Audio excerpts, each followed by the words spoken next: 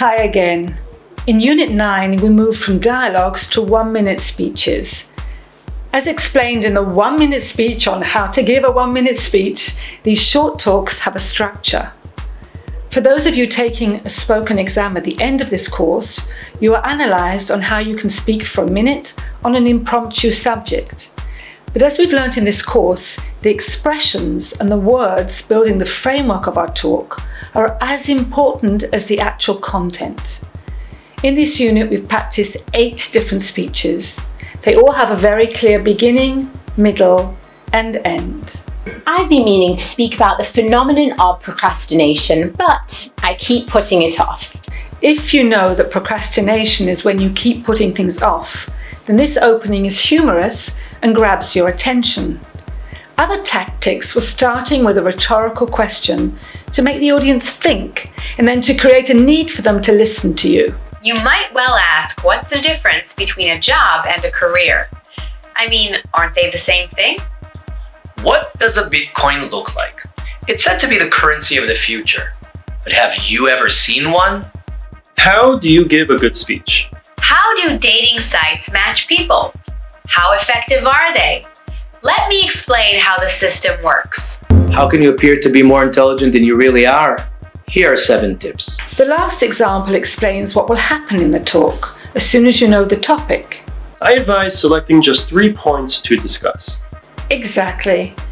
And say there are 3 areas or topics you wish to relate to and name them. Then go through each one. My first point is that Ensure you clarify each point with signposts, such as firstly or my next point, and give examples. Then think of a way to summarize and end your talk. The ending is crucial. Summarizing or perhaps leaving the audience with something to contemplate. Exactly. Now you will be assessed on the level of vocabulary you produce, so it's crucial that you incorporate some of the expressions, phrases, and idioms we've learnt in this course. Now let's look closer at a few issues in grammar that arose in this unit. I've been meaning to speak about the phenomenon of procrastination, but I keep putting it off. I've been meaning to speak means that you've been thinking about talking about this topic for a long period of time. I've been trying to ride a bicycle, but I keep falling off. I've been working on my thesis. And again, in this case, we can just hope that one day he will finish it. I'm sure you all understand the next example, but can you use it when you speak? Do you know that the problem of obesity has grown to epidemic proportions in most parts of the globe? Now here are some more examples using the passive. The climate problem in this century has grown out of all proportion. The gap between the rich and the poor has become a world problem. When you prepare your speeches, try to add a few uses of the passive. Now, if you've been paying close attention, the next example will ring a bell. In other words, be familiar. Conversely, should you lose interest in your career, you might feel you're just doing a mundane job. The use of should you to mean if it so happens. The second part of the sentence is the possibility of the outcome. You might feel you're doing a mundane job, or you might feel you want to start looking for a new job. Now for a few choice idioms from this unit. From the outset. From the outset just means from the beginning. We need to grin and bear it. This means the same as to put up with something or suffer something even though it isn't to your liking. A foolproof system. Now this adjective is made up of 2 words, full and proof. A foolproof system is something easy to understand or easy to use, that it cannot go wrong or be used wrongly. But feel free to drop in the occasional highfalutin word. Highfalutin is a bombastic, high-level word, actually like our next word. The problem is exasperated. Exasperated, which is a highfalutin word for making something worse.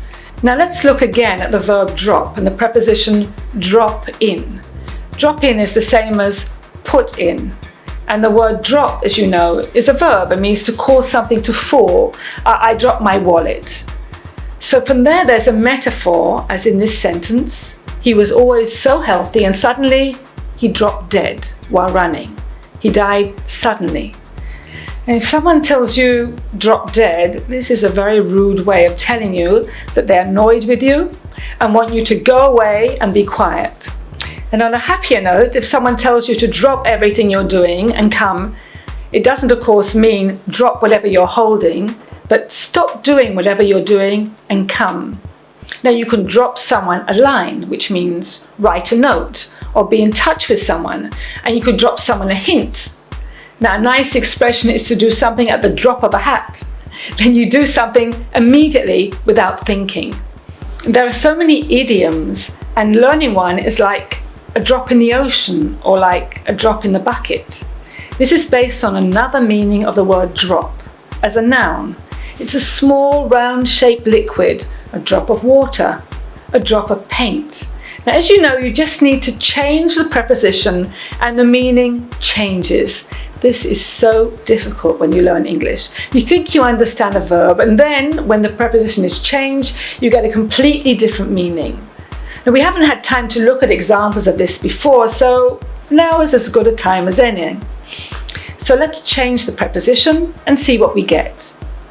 What about feel free to drop in, which means to come and visit whenever you want? By the way, in many English-speaking cultures, you shouldn't take this literally. In many cases, they're just being polite and it isn't a real invitation. Let's keep going.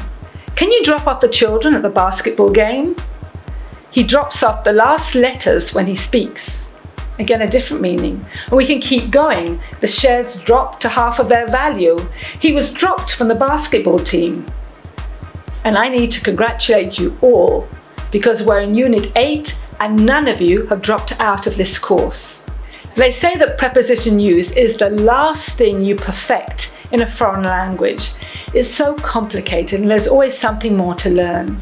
This is all getting so complicated. I hope no one has dropped off, in other words, fallen asleep. Until next time.